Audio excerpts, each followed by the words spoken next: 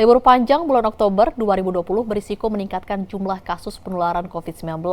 Satuan Tugas Penanganan COVID-19 mengkampanyekan liburan aman, nyaman, tanpa kerumunan agar libur panjang akhir Oktober 2020 tidak mengakibatkan lonjakan kasus baru.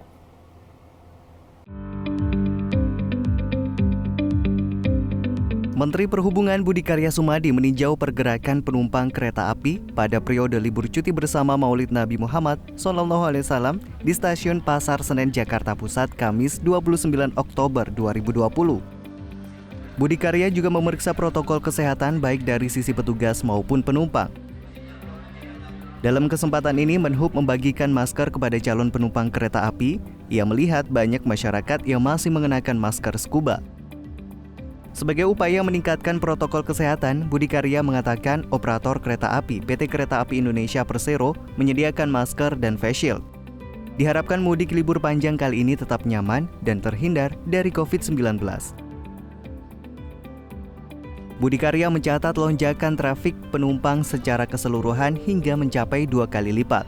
Kenaikan penumpang paling banyak terjadi di Stasiun Pasar Senen dengan total peningkatan mencapai 30%.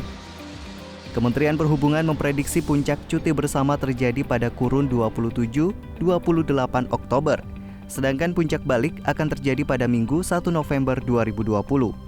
Apa yang terjadi di sini saya pikir baik, saya apresiasi yang dilakukan oleh KAI, dan oleh karena ini harus konsisten, ya, harus konsisten melakukan protokol kesehatan.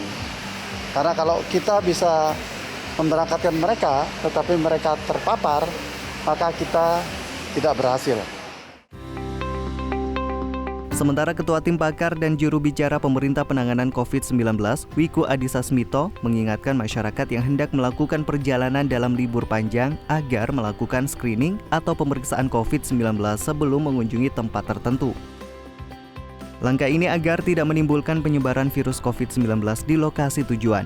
Wiku mengimbau masyarakat menghabiskan waktu liburannya di rumah saja, tidak perlu keluar rumah tanpa ada kepentingan mendesak. Bila bepergian, pastikan dalam kondisi sehat, dan salah satu caranya adalah melakukan screening. Karena apa? Bisa saja kita pergi ke tempat yang jauh, mengunjungi suatu tempat, dan ketemu dengan masyarakat yang sana. Kalau kita tidak sehat, kita berpotensi untuk menularkan pada orang lain. Demikian pula nanti pada saat kembali kita pastikan juga dengan melakukan screening. Jangan sampai kita membawa penyakit dari tempat lain ke rumah atau kediaman kita. Sedangkan motivator sekaligus penyintas COVID-19 Tung Dasem Waringin menyarankan protokol kesehatan yang didengungkan setiap hari perlu ditambah dengan 1M lainnya, yakni menghindari makan bersama di tempat umum. Yang paling parah itu Pak, makan bersama. Itu dia. Even grup-grup dokter juga sama. Problem penularan sekarang klaster yang dugaan saya yang sangat besar itu makan bersama, ngobrol. Nah kalau makan bersama masuk diem-diem.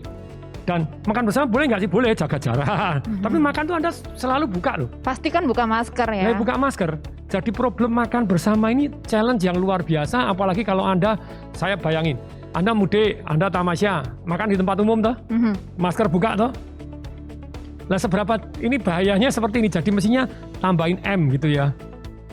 M yang keempat gitu ya. Makan jadi, berjauhan. Makan berjauhan atau istilahnya menghindari makan bersama.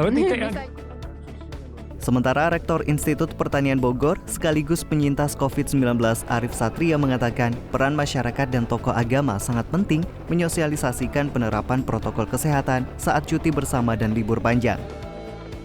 Arif mengatakan kesadaran penerapan protokol kesehatan 3M hanya terjadi di wilayah Jabodetabek. Sementara di daerah mengalami problem keteladanan tokoh.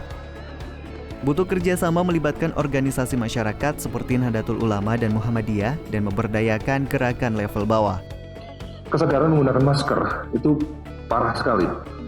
Tidak hanya di Pekalongan, di kota-kota yang lain juga sama. Jadi suasana COVID itu hanya terasa di Jakarta. Suasana COVID itu hanya terasa di daerah Jabodetabek. Tapi di luar itu kayak hal yang biasa aja. Acara pernikahan, acara apa di daerah-daerah saya melihat, waduh.